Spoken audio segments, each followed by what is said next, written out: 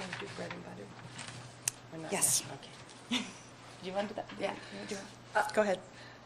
Well, the other thing in the practicality of what we do, until we address what we call bread and butter issues with our families, if they need housing, if they're in abusive relationships, if they're new to Canada, if they don't have enough food, obviously then you can't start working on these points.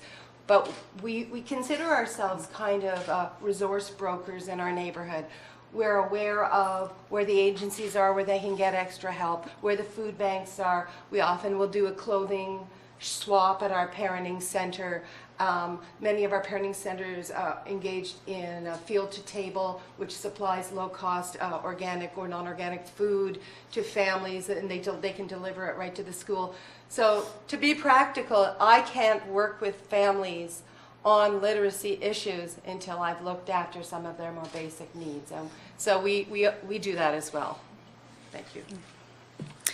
And picking up on what Gay was just saying too, is that we don't operate as a deficit model. We don't look at families as they come through the door and say, oh dear, what can we do to fix this family? We look at the family as they come through the door and welcome them for who they are and the strengths that they bring as a family to our center. And one of the huge successes in our centers is the building of community. And it begins with the parent worker welcoming families into the center, and there becomes a core group of families that will come regularly. And those core families are the first to really build a relationship with the parent worker.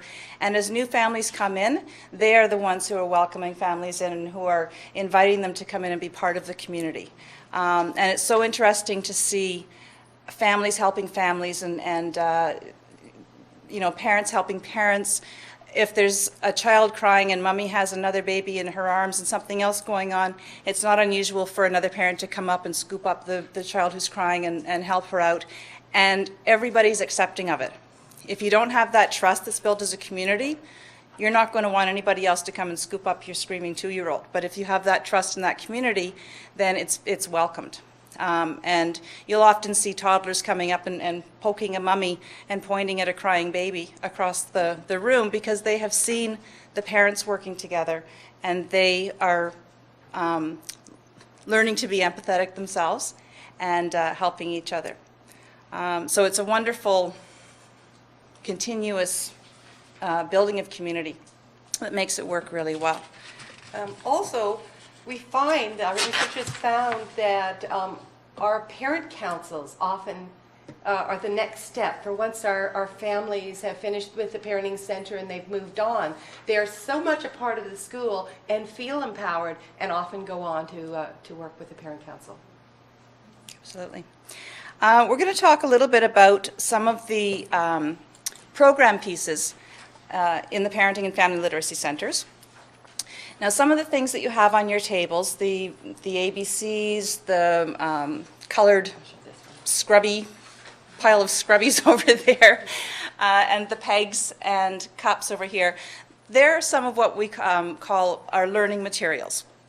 And these are toys which are made from dollar store items, and we have them in all of our programs, and our parents are encouraged to sit with their children and play with these toys at a certain point of time each day. In a number of centers, a lot of parents know that these learning materials are put away in a cupboard and they'll come and ask, can we go and get these, and they'll go and choose what they like to play with and bring it out. But what we really wanted parents to understand was that they didn't have to have a ton of money and go out and buy really expensive toys or send their children to tutors in order for them to get their basic literacy and numeracy skills. Now, do you think we should talk about what people could think they could do with them? Mm-hmm. Okay. Before I go into why we do it and how we help parents to learn, does anybody have ideas about, with toys like this, how they could work with parents and children together to encourage literacy? Yeah? Feathers. Lead them to, well, where you see feathers, birds. And kind of get something going in that direction. Yeah. Thank you. Using the alphabet to spell their name, little things, mom, dad, and, it depends on the age of the child, but bringing in that, okay, it's fun to play with, and they can move them around, and so it makes it very tactile, and a lot of children need to touch things to understand it, so. Thank you. That's one way to do it Yes. as well. Just an observation from watching hundreds of parents with their children, that the parents take over because they're so paranoid about the curriculum. Yes. And this is happening at our kindergarten level. Mhm. And what they do is if the child doesn't put the alphabet in order, they immediately intervene. So I remember a session I was involved in and asked the parents to back off and step off and take the time to watch your child to see what they know, instead of forcing them to redo the same thing over and over again, because Yeah. that's what they associate school with. So it was And- very interesting, this takeover. So that feather to a child has a whole different meaning than to the parent, and it's that observation time at the beginning to let them take the risk of picking something up without the parent coming up to change it for them. They need it. One of the things we tell parents with this activity, because you're right, a parent's notion of what this skill is let's put those numbers in order, those letters in order. But what we tell this is a wonderful way to start talking with your child. Oh, I noticed you have the purple V there. Oh, you put it on the red P. That's so funny. Can you see one that matches? So a lot of the coaching we do is exactly to that point with our families, with our parents, because you're right, they are so stressed about their child being successful. But this offers so many ways to play. But mainly what the 2-year-olds like to do is see if they can peel these off. And they can. And that's we have glue always at the ready. But that's another point to tell our parents. Like you said, a young child is a concrete learner. They need to touch it. They need to manipulate it. I want you to know Karen's brought a new one with no bite marks. Because most of them in our parenting centers have bite marks on them. And there's the other, everybody who's under 2 is going to be putting things in their mouth. So it's a constant way of supporting our families in telling them how children learn. Thank you for that Yeah, point. and it's a huge piece of what we do every day. And the parents, not only with the learning materials, with puzzles, with art, the parents want to do it. That there'll be glue and a glue stick, and they'll take their child's hand, or they'll just take the glue stick themselves and put a little dab of glue and say, here, put this here. And so again, we are so respectful of our families when they come in. We never want to humiliate anybody. We don't want to embarrass anybody. So we model and we joke and we get to know people so that we can work with them and show them how their children can have a lot more fun with the toys that they're playing with. But also we point out the learning that's happening. So if they're concerned about they don't know their ABCs, or they don't know this, or they don't know that, as they're putting the E on the A, they might say A or E. And we'll jump on that and point out that, look at that, they know the name of a letter.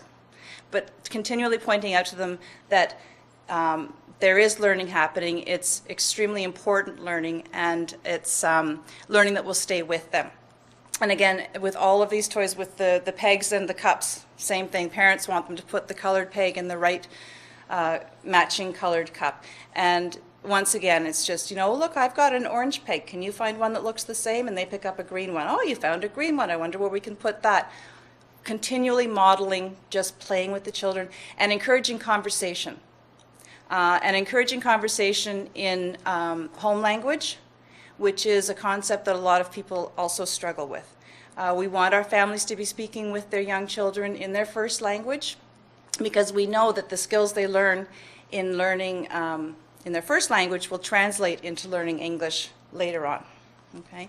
As I sometimes explain to them, if I were to try and speak in French, I have this much French, I could probably say to my child, look, there's a flower. But if I were to walk by that same flower with my child and I were to say in English, oh my goodness, look at that beautiful purple flower. When I was a little girl, I went to a farm and I saw fields and fields of them. You can just expand so much the conversations that you have with children. And the other really important piece that we share with them is a great way to start a conversation with your child is to say, I wonder. as opposed to what color is this, what color is that, what number is this, what number is that. I wonder where that bird goes to bed. I wonder if that bird has a brother. As soon as you ask the I wonder question, you've opened up the opportunity for the children just to guess and make believe, and there's no wrong answer. And in doing that, you're giving them the skills to have the confidence that when they get to school, they will put up their hand and make a guess, because they're not always afraid of being wrong. And I think I'm going off track a little bit here, so we better go back. So once again, these are our learning materials. There's a few other examples. I don't know if we'll have time to go over them later. This is one of my favorites. Now, unfortunately, as I said to Gay this morning, I realized that when you get up at 4:30 in the morning, you forget some things. And I forgot the tongs, which are a really important piece of this learning material. It's just an ice cube tray with little pom-poms that are sold in the craft section of the dollar store. And then the other important piece that goes with it is a pair of tongs that are small enough for children to use so that they can pick up the little balls, and once again, they can match them, they can count them, they can talk about colors, they can do all kinds of things. The piece about the tongs is that when you're explaining it to parents, and you talk about the fact that if the children use these tongs, they're going to be developing the skills that they need to hold a pencil when they get into grade 1, all of a sudden that becomes a really important toy. And the tongs are out for everything. And the Play-Doh as well. So, as I said, once the parents understand the learning that's happening, then they're more than willing to work with their children. Okay, there you go. In every parenting center, we have multilingual books. So some of them are dual, and we have some that are just in language, and we also have textless books. Here's a textless book. One of the ways we have to respect our families is not to presume that everybody comes in, the families themselves, with literacy. No matter, regardless of their background. I have a grandma who always says, "Oh, I forgot my glasses. Would you read that to me?" And I've learned to be quite quick on, and I put signs up around the room, and people didn't read them early on in my career. I thought, well, I thought I advertised this. And people do not always feel comfortable to say, "I can't read." So, and we have so many new Canadians speaking different languages, so I have a lot of textless books. And what I do is, like I run a story time every day, and I will use one of these books. And there's so much language, and I encourage families, you can talk about this book in your language. If you can't read English, it doesn't matter. The most important part is that child is sitting beside you and that you're talking together. And if you're speaking in your first language, then as Karen said, you're using a rich vocabulary in your own language, because children have to have a really good base vocabulary in their first language before they can actually have a good vocabulary in their second language. So we have board books for babies because they all go in the mouth. I work downtown, so it's really rare to find urban books. You know, everything's pastoral with, we have a book called In My Backyard. Nobody in my neighborhood has a backyard. So I found this book, and I've apologized. It's beat up, it's old, but it's textless, and it has a family of color in it, which I thought, this is amazing. It's really important to respect people's backgrounds. Children, I need to have dollies in different colors. Children love to see people who look like them, you know. So this is a story that anybody can read. It's a very old book. If you look at the mom and the child, it's pretty about cute. 100 years old. And there, you know, Grandma can read this and say, "I remember." And so it's very urban and going to the store. So we have many books. We have lending. People can borrow the books to take home. Because when I read stories during story time, I'll model how to do it. And we work stuff on initial consonants. I'll stop at a certain word and so then the parents, without me telling them, this is how you should read a child a book, they will learn how to do it because they can see that it's effective. I just wanted to point out this one. This is another one of my favorites. It's just basic head and shoulders, knees and toes, which is a song that everybody does in every center every day. But it's a multilingual book as well. This one is in Punjabi and English. And so it